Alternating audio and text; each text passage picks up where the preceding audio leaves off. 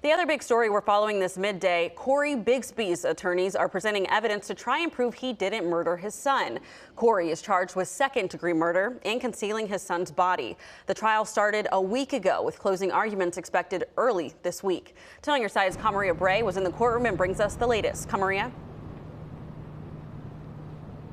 Aisha, the defense called 5 people to testify as of this morning. They are on a break right now, but one of those witnesses was Cory's sister, as well as a man who claims he saw Cody.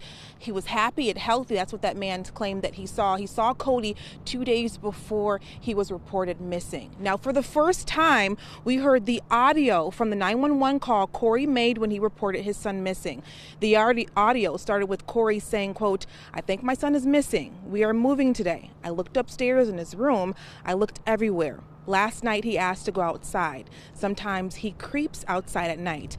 In the audio, Cory described what Cody was wearing. He says his Spider-Man flip-flops were also missing, so he must have been wearing them. The last thing the jury could hear in the audio was Cory saying, "Oh, Jesus." Then the jury heard from Lieutenant Colonel William Anderson from the Hampton Roads Regional Jail. He's the second in charge there. He says Cory punched glass in his cell while he was locked up and was placed on acute suicide watch, and his mental health was questioned. Then the court heard from Tandalia Butler, Cory's sister. They played a June 14th, 2023 wavy interview where our Chris Horn asked her when was the last time she saw Cody. She said September 2021.